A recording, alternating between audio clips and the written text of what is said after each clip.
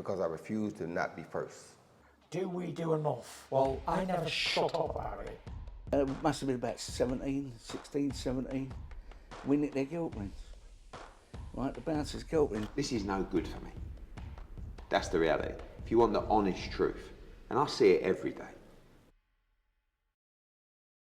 Oscar Bevis, IFL TV, proudly sponsored by Everlast at Ben Davison's gym today. Will Cawley joins you, mate. Thank you very much for giving me some of your time. How are we? All good, mate. All good. Good, good. A bit of news to talk about for yourself. You've signed with GBM. I know, considering the start of your professional career to where you are now, one thing you want is activity. You haven't been able to get that yet. Is this just kind of a little sigh of relief to know that things now on the admin side are going in the right direction?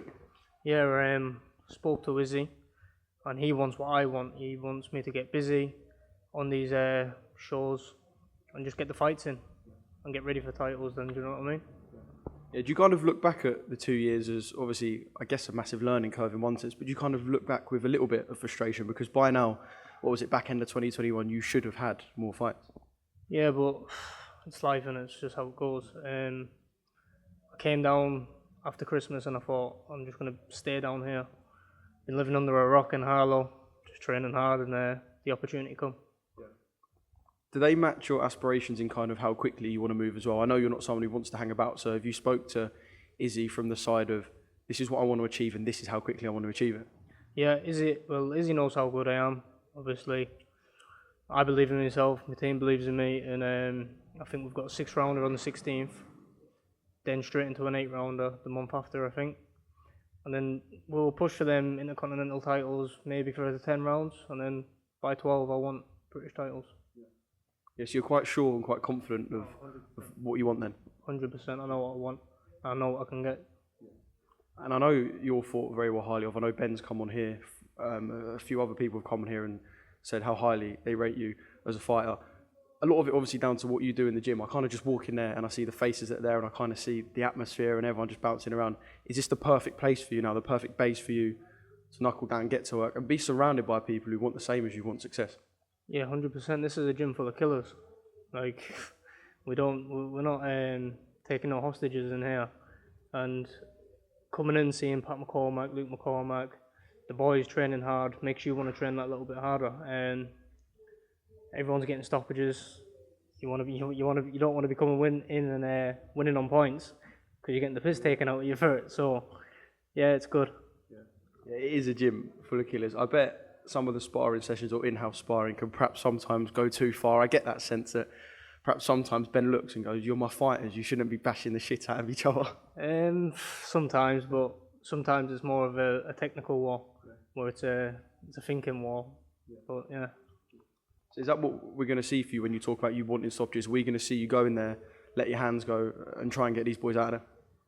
If you've seen my other 2 pro fights, I'm an exciting fighter. Like everyone says it, and look, when I'm fighting these journeymen and they're tucking up, and they're going to be hard to stop. As soon as someone comes and tries to have a go, I think, and I believe I'll take them all out. Yeah, and obviously as you step up through the levels, which you want to do quickly, you are going to get people who actually want to throw shots. If you're to think about yourself now, and I know obviously boxing don't work like that, like you said, you're going to have a 6th rounder and kind of move things at a certain pace. But if you're to think now, do you think you could fight them boys in and around British level and beat them boys in and around British level at this stage? 100%. Look, I've sparring at the end of the day, but I've sparred a lot of them, and I personally think I'm levels above every single one of them, from superfly to bantamweight, and that's my honest opinion on it. So what opponent have you got in mind for your next outing? I know you kind of don't want to go in there and fight someone who we'd consider a tomato can, someone who's just going to roll over on the floor. So what sort of opponent have you got in mind? They're trying to get me, I can't remember his name, but he's 35 wins, 8 losses. And the 8 losses, he's only been beat by 6 high-class fighters. Jason Maloney, Lee McGregor, which I consider world-class fighters. 6 world-class fighters. What about the other 2? Well, they got beat twice by, what's his name? Prince Patel. But in my opinion, he's not a world-class fighter. He's not really a British-level fighter, but he beat him, so. Is that someone you could see yourself perhaps crossing paths with and trying to deal with? If he wants to. Like, I've sparred him and that, you can ask him how that went. If Patel wants a fight down the line, we can get it on. So I know you're going to tell me that this journey, we'll talk a lot in between, I know that, but I know you're going to tell me that when this journey ends, it only ends with you being a world champion. 100%. 100%.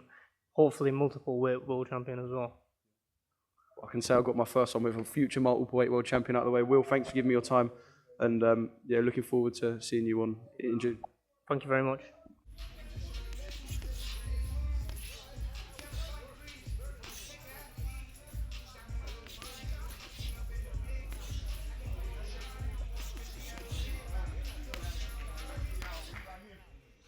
Because I refuse to not be first.